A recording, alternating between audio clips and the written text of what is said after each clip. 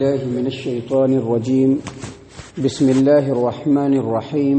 ولا تؤتوا السفهاء أموالكم التي جعل الله لكم قياما وارزقوهم فيها واكسوهم وقولوا لهم قولا معروفا وابتلوا اليتامى حتى إذا بلغوا النكاح فإن آنستم منهم رشدا فادفعوا إليهم أموالهم ولا تأكلوها إسرافا وبدارا أن يكبروا ومن كان غنيا فليستعفف ومن كان فقيرا فليأكل بالمعروف فإذا دفعتم إليهم أموالهم فأشهدوا عليهم وكفى بالله حسيبا.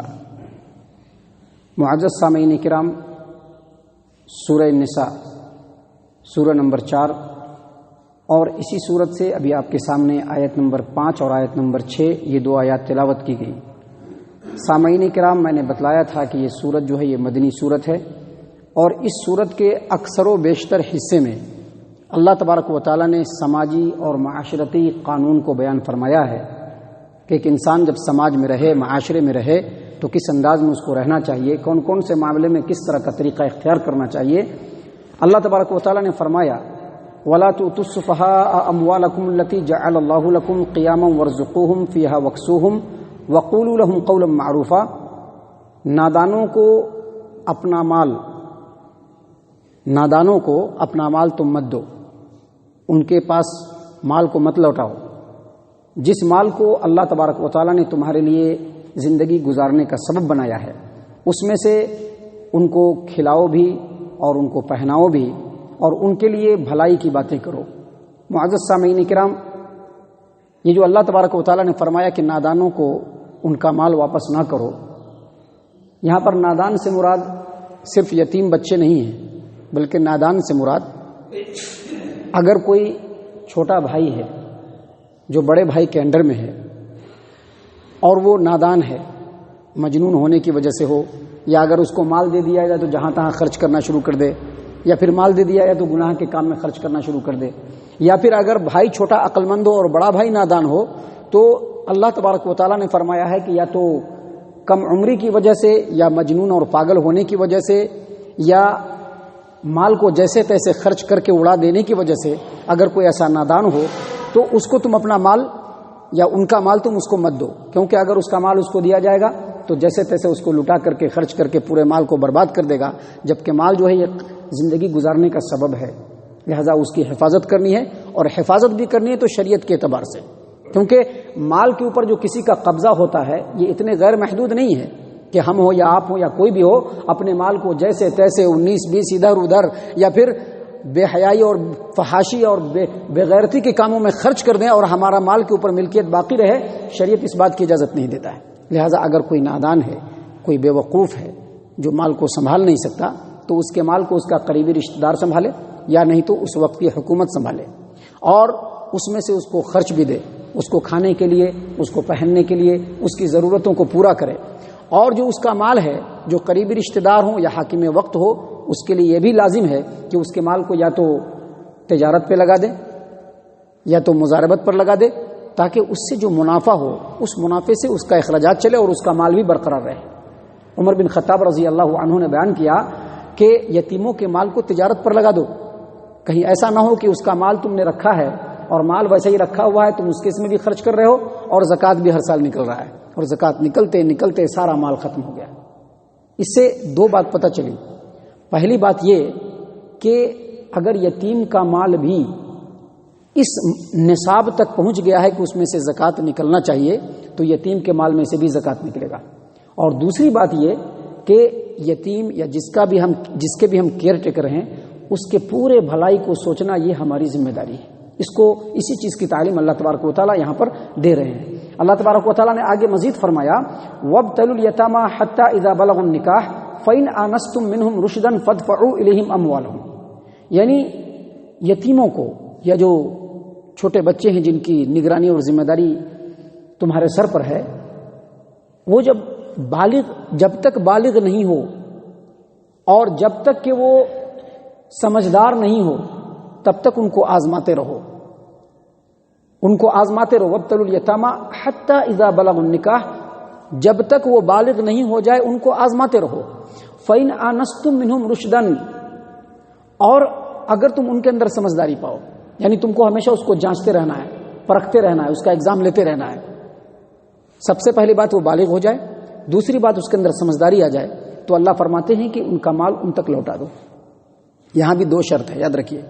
اگر یتیم کی ذمہ داری ہے یا کسی نابالغ بچے کی ذمہ داری ہمارے سر پر ہے، اس کی آستی اور اس کا پراپرٹی اگر ہمارے نگرانی میں ہے، تو چاہیے کہ ہم کو غور و فکر کرتے رہیں کہ بالغ کب ہوتا ہے. اور بالغ ہونے کے بعد بھی دوسری جو بڑی شرط ہے، اس کے اندر سمجھداری ہونا چاہیے.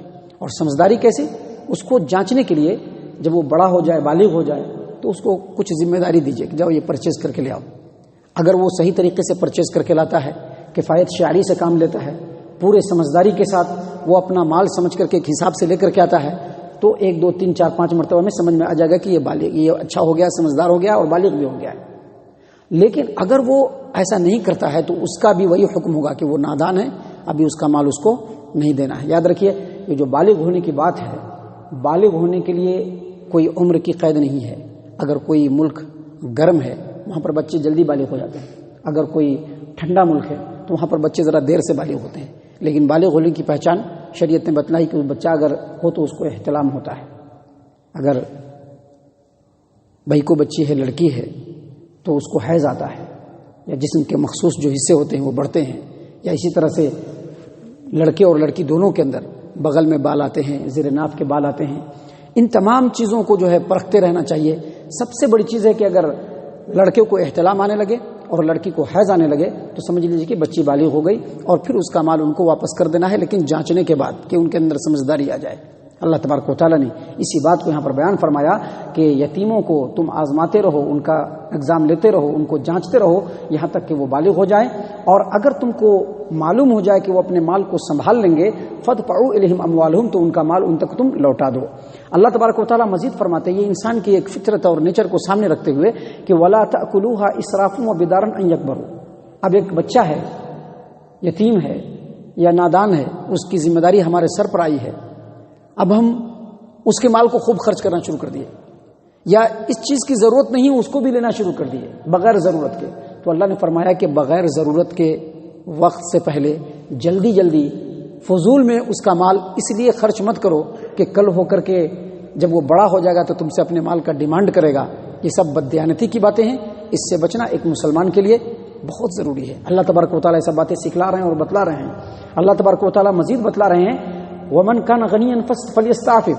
اگر کسی یتیم کی ذمہ داری ہمارے سر پر ہے اور ہم کو اللہ تبارک و تعالیٰ نے وہ صلاحیت دیا ہے کہ ہم اپنی زندگی چلا سکتے ہیں، ہمارا کاروبار ہے، ہمارا اپنا ہم امپلائی ہیں کہیں پر، اور ہم اپنی زندگی چلا سکتے ہیں اور یتیم کی بھی ذمہ داری ہے، تو اللہ فرماتے ہیں کہ اس وقت مت کھاؤ. ومن کان غنیا فلیستعفف، اس وقت مت کھاؤ. ومن کان فقیرا فلیأکل بالمعروف. لیکن ایک یتیم کی ذمہ داری ہمارے سر پر ہے اور خود ہم بہت تنگ دست ہیں، محتاج ہیں، فقیر ہیں، کلاش ہیں، ہم اپنی زندگی نہیں چلا پا رہے ہیں، تو وہ جو یتیم کا مال ہے اس کو جو ہم تجارت وغیرہ پر لگائیں گے، اس کے پیچھے جو ہم محنت کریں گے، اس کی جو دیکھ ریکھ کریں گے، تو اس محنت کے بدلے میں حق المحنت کے طور پر دستور کے مطابق ہم کچھ لے سکتے ہیں. اور اتنا لیں گے کہ کوئی بھی آدمی جب اس کو دیکھے اور سنے تو کہے کہ نہیں بالکل صحیح لے رہے ہیں آپ کا وہ حق ہے، آپ لے لیجئے. اور جو بھی لے اس کو لکھت میں لے اور اس کا حساب رکھے تاکہ آگے کبھی بھی کسی طرح کی کوئی بات ہو تو اس میں کوئی پریشانی نہیں آنی چاہیے. اللہ تبارک و تعالیٰ نے اسی بات کو یہاں پر بیان فرمایا کہ ومن کان غنیا فلیستعفف. اگر کوئی کھاتا پیتا آدمی یتیم کا ذمہ دار ہے تو وہ مت کھائے. ومن کان فقیرا فلیأکل بالمعروف. اور اگر کوئی محتاج ہے تو معروف طریقے سے حق المحنت کے مطابق وہ اس میں سے لے سکتا ہے. اللہ تبارک و تعالیٰ نے مزید اخیر میں فرمایا کہ فَإِذَا دَفَعْتُمْ إِلَيْهِمْ أَمْوَالَهُمْ فَأَشْهِدُوا عَلَيْهِمْ. اب یتیم ہے یا نادان جو ہے، جو بچہ تھا اب بڑا ہو گیا، اب ہوش مند ہو گیا، وہ اپنے مال کو سنبھال سکتا ہے، تو اب لالچ یہ نہ لگائے رکھیں کہ ہم جو ہے اس کو کیسے کر کے کیا کریں، کسی طرح سے مال کو جو ہم یہاں سے ڈسٹروائے کر دیتے ہیں. یہ سب نہیں، بلکہ 2 گواہ کو سامنے رکھ کر کے اس کا مال پوری امانت کے ساتھ اس کو پہنچا دو. کیونکہ دنیا میں تو ہمارے بہت سارے 9-5 ہیں، ادھر بھی ہیں، ادھر بھی ہیں، دائیں بھی ہیں، بائیں بھی ہیں، اپنے مرضی کے حساب سے کرتے ہیں. لیکن اللہ تبارک و تعالیٰ دنیا کی زندگی کے ایک لمحے پر ہمارا نگہبان ہے، ہماری ہر چیز کا حساب اللہ تبارک و تعالیٰ رکھ رہا ہے. اگر ہم کوئی ایسی بات کریں گے تو کل اللہ تبارک و تعالیٰ کی بارگاہ میں ہم کو حساب دینا پڑے گا. اللہ نے اسی لیے کہا کہ جب تم ان کو مال لوٹاؤ فاشہدوا علیہم، تو گواہ مقرر کر لو. لیکن یاد رکھو سارا کام ایمانداری اور دیانتداری سے کرنا. کیوں؟ کیونکہ اگر تم ایسا نہیں کرو گے تو ایک بات یہ ذہن نشین رہے، وکفا باللہ حسیبا، اللہ تبارک و تعالیٰ حساب لینے کے لیے کافی ہے، ہر وقت کافی ہے، ہر لمحہ کافی ہے، اور آخرت میں تو ہر حال میں حساب لے گا اللہ تعالیٰ۔